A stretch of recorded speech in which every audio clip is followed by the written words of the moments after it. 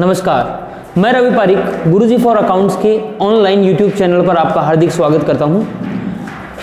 हमने आज एक अपना नया टॉपिक स्टार्ट किया है, जिस टॉपिक का नाम रहेगा हमारे पास में company accounts, issue of shares and debentures.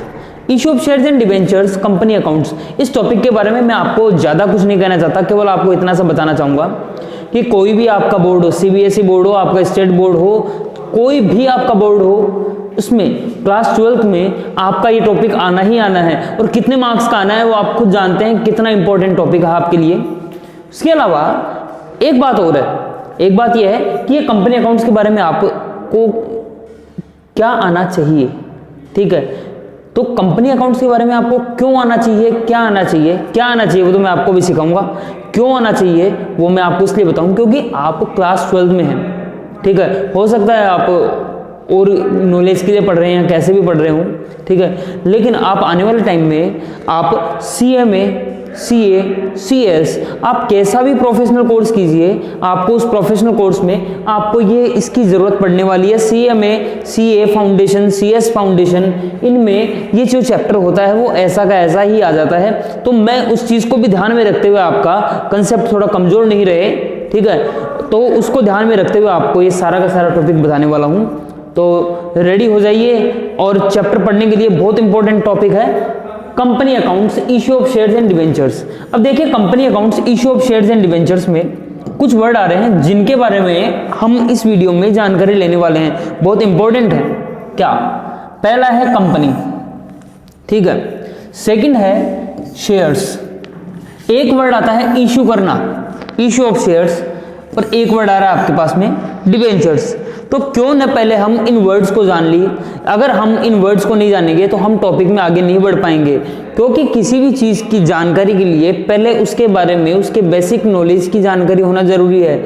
आप सीधा का सीधा कोई भी इंसान, कोई भी स्टूडेंट कोई क्वेश्चन सोल्व नहीं कर सकता है जब तक कि उस टॉपिक के जो बेसिक टर्मिनोलॉजी है, जो बेसिक टर्म्स है, आप उनसे परिचित नहीं हो जाते हैं, तब तक आप कुछ भी नहीं कर सकते हैं। तो इसलिए अब हम हमारा ये टॉपिक स्टार्ट करते हैं, company accounts, issue of shares and debentures. तो देखिए, सबसे पहले मैं आपको शेयर्स के बारे में बताना चाहूंगा। शेयर्स क्या हुआ करते हैं, शेयर्स एंड डिबेंचर्स जो भी है। आप एक बात बताऊंगी, यदि मैं मान के चलिएगा कि आप कोई एक बिजनेस कर रहे हैं, एक एग्जांपल लेते हैं, ठीक है, फिर उस एग्जांपल के बाद में आपको बताया जाएगा, ठीक है। आपको एक बिजनेस करते हैं, ठीक है, उस बिजनेस के अंदर आपको रुपए की जरूरत है, ठीक है। कोई भी बिजनेस होता है उसमें रुपए लगाने की जरूरत पड़ती है, और आपको उस बिजनेस में रुपए की जरूरत है। अब वो रुपए आप लाए कहाँ से, ये सोचने की बात हो जाती है, ठीक है। तो वो रुपए आप कहाँ से लेकर के आएंगे, ठीक है, उसके लिए मैं आपको ऑप्शंस देता हूँ, ठीक है। आपको 100 रुपीज़ की जरूरत है, ठीक है। अब वो आप 100 रुपीज़ कहाँ से लेकर के आए, ठीक है, तो ये बताता हूँ आपको मैं। आपके पास में ऑप्शन नंबर 1 है आपके पापा, ठीक है। आपके पास में एक सेकंड ऑप्शन और है जो कि है आपका फ्रेंड, आप अपने फ्रेंड से भी ले सकते हैं। आपके पास में एक ऑप्शन और है लास्ट एंड फाइनल अदर्स, ठीक है। अदर्स में कौन है? बैंक भी हो सकता है, और भी कोई फाइनेंशियल इंस्टीट्यूशन आपका हो सकता है जहां से आप रुपए ले सकते हैं, ठीक है। तो आप सोचिएगा एक बार के लिए कि आप वो रुपए लाएं तो कहां से लेकर के आएंगे। आप जाते हो अपने पापा के पास में, ठीक है, और पापा के पास में जाकर के बोलते हो, पापा मैं अपना एक बिजनेस स्टार्ट कर रहा हूँ, मुझे 100 रुपये की ज़रूरत है, आप मुझे कितने रुपए देंगे? पापा ने कहा कि बेटा ये ले, तू मेरे से 40 रुपीज़ लेकर के चला जा। पापा ने मुझे दे दिए 40 रुपीज़, अच्छी बात है। इसके बाद में मैं देखता हूँ यार अभी भी मुझे 100 रुपये में 40 ही मिले हैं, ठीक है, बिजनेस करने के लिए, ठीक है। तो उन 40 रुपए के बाद में अभी भी मेरे पास में 60 रुपए की, 60 रुपीज़ की कमी चल रही है। वो रुपए कहाँ से लेकर गए? तो उसके लिए मैंने व्यवस्था करने के लिए सोचा, तो यार वो रुपए कहाँ से लाएं? तो मैं जाता हूँ अपने दोस्त के पास में, और दोस्त को जाकर के बोलता हूँ, दोस्त ने मुझे कहा ये लो भाई, तुम्हें मुझसे रुपए चाहिए, लेकिन मेरे पास तो देख भाई 30 रुपए ही हैं, तो मैं तुझे 30 रुपए दे दूंगा। तो अभी हमारे पास में हो गए 40 और 30, 70 रुपए की व्यवस्था हो चुकी है जी, ठीक है। इसके बाद में अब हम ये देखते हैं कि अब हमें और रुपए की व्यवस्था कहाँ से करनी है, कैसे करें, ठीक है। तो अब हम जाते हैं अदर्स के पास में। अदर्स में कौन है? बैंक मान लीजिए, कोई भी मान लीजिए, जिनके पास में हम जाते हैं। इनके पास में जाने के बाद में अब हम ये देखते हैं कि हमारे पास में पूरे 100 रुपए की व्यवस्था हो चुकी है। समझ गए आप? अब क्या होता है, हमें 100 रुपये की व्यवस्था हो जाने के बाद में आप सभी जानते हैं, ठीक है, कि जब भी क्या होगा, हमें कभी पैसे वापस रिटर्न करने की जब नौबत आएगी तो हम पहले रुपए रिटर्न किसे क्या करेंगे, ठीक है। हम मान लीजिएगा आपने बिजनेस से कोई प्रॉफिट कमाया, ठीक है, प्रॉफिट कमाने के बाद में आपको सबसे पहले रुपए देने की जरूरत किसे पड़ेगी, ये मान लीजिए ये है बैंक, ठीक है, ये जो थर्ड ऑप्शन था अदर वाला, ये था कौन, बैंक। तो अब आपको रुपए देने की जरूरत किसे पड़ेगी। देखिए आपने चाहे लॉस हुआ हो चाहे प्रॉफिट हुआ हो, एक बात बताइए, जो बैंक है वो बैंक आपसे अपना इंटरेस्ट या आपका जो भी बेसिक अमाउंट है वो आपसे क्या छोड़ सकता है क्या बैंक आपका, आप कहेंगे नहीं छोड़ सकता है। क्यों नहीं छोड़ सकता है, आपने कभी देखा होगा कि कोई इंसान बैंक के रुपए नहीं चुका पाता है तो बैंक क्या करता है, जो भी उसने अपनी असेट्स जो गिरवी रखी थी, जो मॉर्गेज रखी थी, गिरवी रखी थी कोई भी अपनी असेट्स, ठीक है, उसको क्या कर लिया करते हैं, उसे जब्त कर लिया करते हैं, उसे फॉरफिटेड कर लिया जाता है बैंक के द्वारा।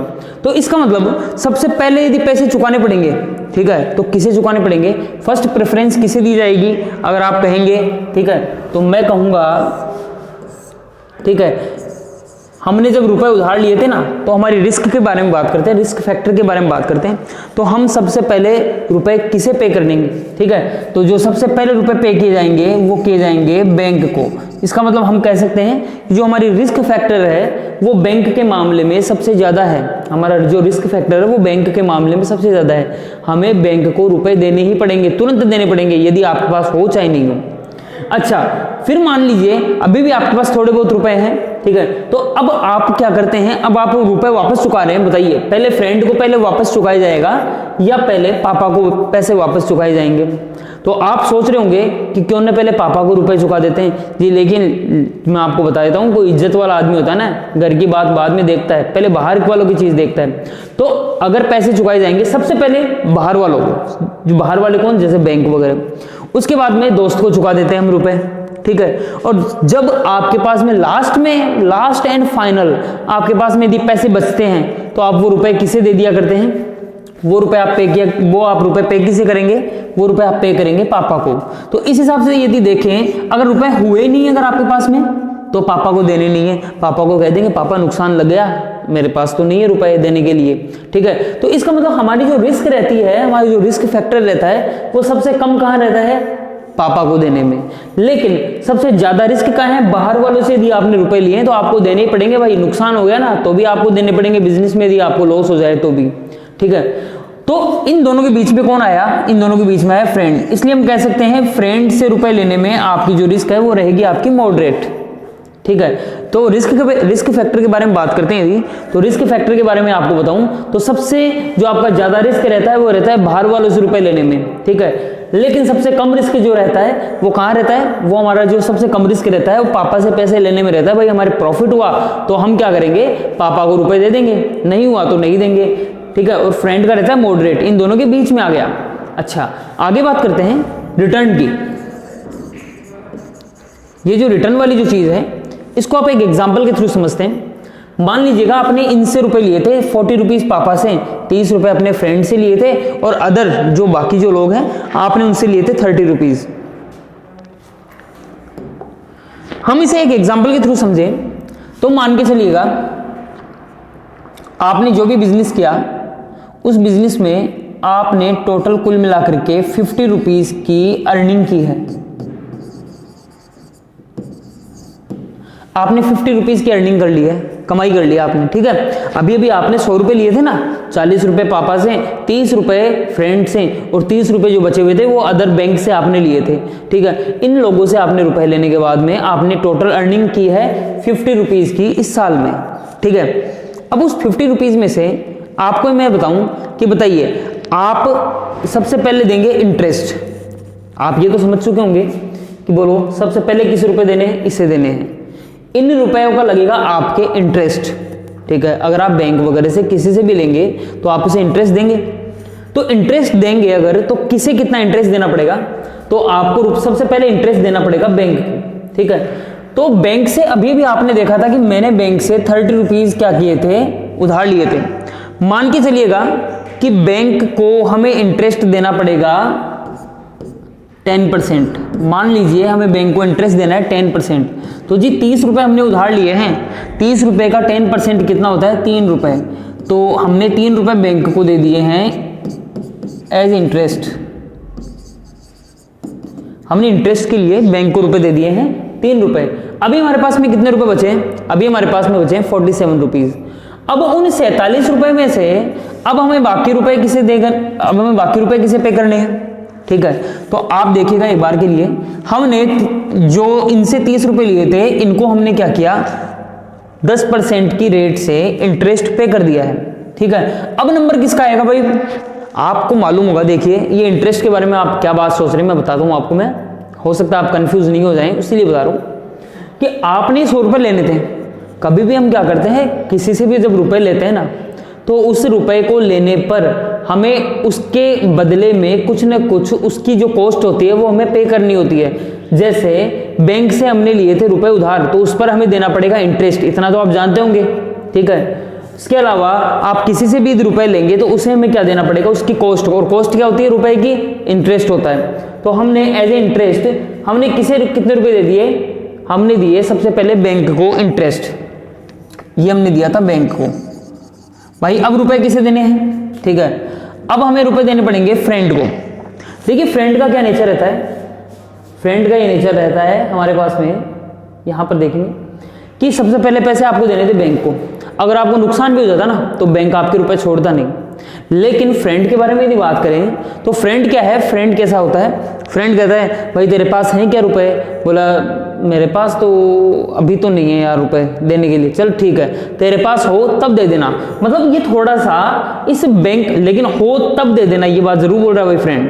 तो ये जो है वो बिल्कुल भी लिबरल नहीं है, आपके लिए बिल्कुल भी उदार नहीं है, ठीक है। कि भाई अगर तुम्हारे पास में चाहे रुपए हो चाहे नहीं हो, बैंक बोलेगा हमें तो चाहिए। लेकिन ये क्या कहता है कि मुझे तो अगर तुम्हारे पास हो तब दे देना, अभी नहीं है तो बाद में दे देना, ठीक है। ये होता है हमारा फ्रेंड। ऐसा नेचर किसका होता है, फ्रेंड का होता है, ठीक है। तो ऐसी कंडीशन में हमें फ्रेंड को, जब हमारे पास प्रॉफिट हुआ है उस प्रॉफिट में से हमें फ्रेंड को भी क्या देना पड़ेगा, इंटरेस्ट देना पड़ेगा, ठीक है। ये लीजिए फ्रेंड को भी अब हमें क्या देना है, इंटरेस्ट देना है। अब जब फ्रेंड को भी इंटरेस्ट देना है, ठीक है, तो उससे हमने कितने रुपए उधार लिए थे, 30 रुपए। लेकिन देखिए फ्रेंड को कितना % से इंटरेस्ट देंगे, तो आपका फर्ज बनता है कि भाई देखिए बैंक आपको बिल्कुल भी 1 रुपए 1 दिन की भी उधार छोड़ रहा था क्या, अगर आपको नुकसान होता तो भी छोड़ता क्या, नहीं छोड़ता।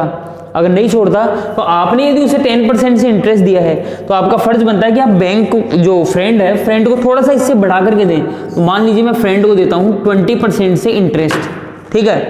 तो 20% से कितना इंटरेस्ट होता है, 6 रुपए दे देते हैं, ये मान लीजिए, ठीक है, दे दिए।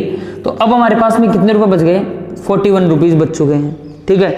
जो हमारे पास 41 रुपीज बच गए हैं वो अब किसको देने के लिए हैं, जो भाई प्रॉफिट हुआ था 50 का, उसमें से इंटरेस्ट किसे दे दिया, बैंक वाले को दे दिया।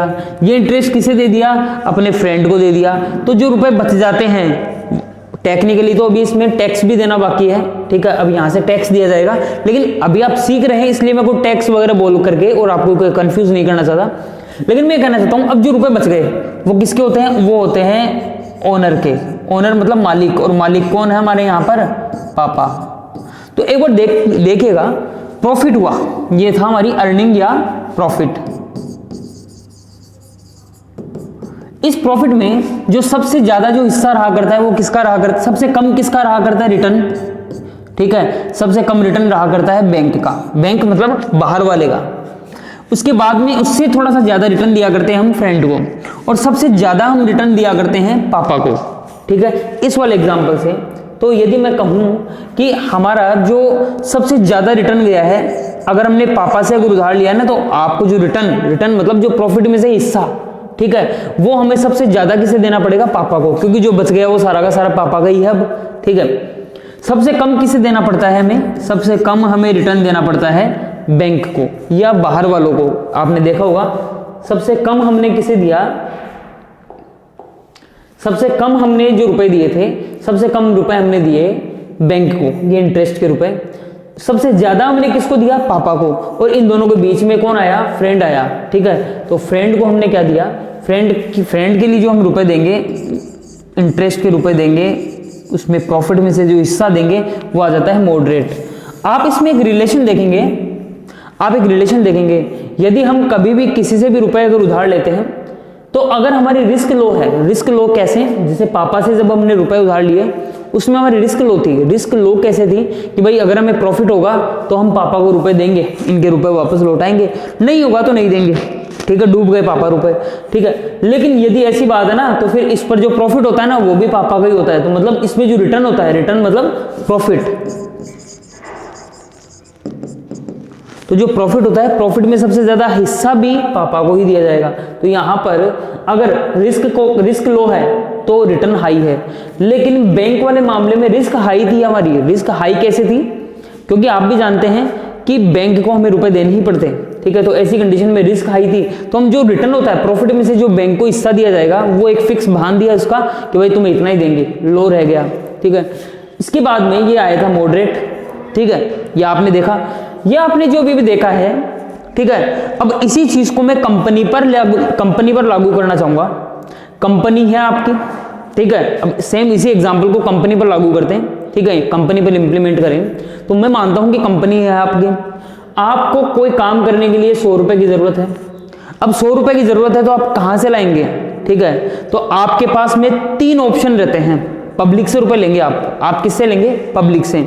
आपने नाम सुना होगा रिलायंस कंपनी का, आपने नाम सुना होगा टाटा कंपनी का, आपने सुना होगा SBI कंपनी के शेयर्स, आपने सुना होगा ICICI कंपनी के शेयर्स। ये जो शेयर्स होते हैं ये आखिरकार ये चीज क्या है, तो मैं आपको यदि समझाऊं तो ये क्या है, पब्लिक से रुपए उधार लेते हैं। जैसे अभी 100 रुपए पापा से, फ्रेंड से और बाहर वालों से हमने उधार लिए, वैसे यदि हम कंपनी है, हमें काम करने के लिए रुपए की जरूरत है, तो हम किन से उधार लेंगे, पब्लिक से, ठीक है। पब्लिक से कैसे उधार लेंगे, ठीक है, तो मैं इन्हीं का नाम देने वाला हूं, इसका नाम देने वाला हूं इक्विटी शेयर्स। आपने क्लास 11 का एक शेयर्स का टॉपिक आता है, BST सब्जेक्ट होती है, उस BST सब्जेक्ट में बिजनेस स्टडी जो आपकी सब्जेक्ट होती है उसमें आपके एक टॉपिक आता है, ठीक है। तो इसका मैं नेम देने वाला हूं, पापा की जगह नेम लिख रहा हूं इक्विटी शेयर्स। फ्रेंड की जगह मैं नेम लिखने वाला हूं प्रेफरेंस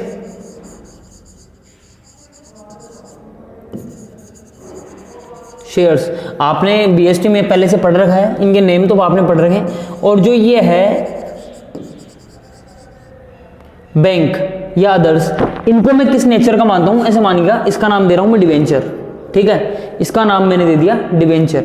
मैंने पापा की जगह नाम लिख दिया है इक्विटी शेयर्स, ठीक है। जो आपका फ्रेंड है उसकी जगह नाम लिख दिया मैंने प्रेफरेंस शेयर्स, और बैंक की जगह मैंने नेम लिख दिया है डिवेंचर्स। मैंने लिख दिया है यहां तक। अब आप एक चीज को समझे, मैंने आपके सामने 3 चीजें लेकर के आ गया हूं। कंपनी को पैसे की जरूरत है, कंपनी पब्लिक से लेगी, ठीक है। पब्लिक से कैसे रुपए लेगी, शेयर्स इश्यू करके लेगी। मेरे थोड़े वर्ड को पकड़िएगा आप, क्योंकि आप चैप्टर की शुरुआत कर रहे हैं। कंपनी पैसे कैसे लेगी, पब्लिक से, ठीक है, समझिएगा। कंपनी पब्लिक से पैसे लेगी शेयर्स को इश्यू करके, ठीक है। मैं पूछूंगा कौन से शेयर्स, आप कहेंगे इक्विटी शेयर को इश्यू करके। आप ये भी कह सकते हैं प्रेफरेंस शेयर्स को इश्यू करके। आप ये भी कह सकते हैं पब्लिक से रुपए लेगी कैसे, डिबेंचर्स को इश्यू करके। देखिए कंपनी को रुपए की जरूरत है, कंपनी रुपए लेगी, कहां से लेगी, पब्लिक से लेगी। कैसे लेगी, शेयर्स इश्यू करके।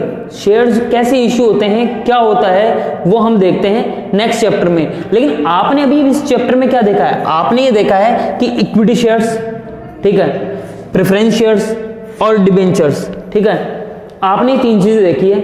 इक्विटी शेयर क्या होता है, कंपनी के ओनर होते हैं। जैसे पापा थे वो कंपनी के ओनर थे, ठीक है, ये कंपनी के मालिक होते हैं। पब्लिक में से कुछ लोग ऐसे होते हैं जो इक्विटी शेयर्स में इश्यू करते हैं। पब्लिक में से कुछ लोग ऐसे होते हैं जो प्रेफरेंस शेयर्स आपके परचेज करते हैं आपकी कंपनी के। आपको अपने आप को कंपनी मानना है, आपको रुपए की जरूरत है। इसके बाद में पब्लिक में से कुछ लोग ऐसे होते हैं जो डिबेंचर्स में आपकी क्या करते हैं, मनी इन्वेस्ट करते हैं। तो इस तरीके से आपने देखा कि शेयर्स कैसे इश्यू किए जाते हैं, क्यों इश्यू किए जाते हैं, शेयर्स होते क्या हैं, कौन से वाले ओनर होते हैं, पापा वाले जो है ना, पापा इसमें मैंने लिखा है, मतलब इक्विटी शेयर आपके ओनर होते हैं। प्रेफरेंस शेयर्स आपके फ्रेंड के जो नेचर के होते हैं, और जो डिबेंचर्स होते हैं वो आपके बैंक के नेचर के होते हैं। जिस तरीके से आप बैंक से रुपए उधार लेते हैं वो के वही सारे नियम एक तरह से डिबेंचर्स पर लगा करते हैं। मैंने आपको थोड़ी कोशिश की आपको समझाने की, आशा करता हूँ आपको समझ में आया होगा। और आगे का जो पॉइंट है, अभी हमने केवल इंट्रोडक्शन देखा है कि शेयर्स होता क्या है, ठीक है। उसी तरीके से अब हम आगे के चैप्टर्स में इस पूरे कंप्लीट चैप्टर को हम सॉल्व करने की कोशिश करेंगे। Thank you.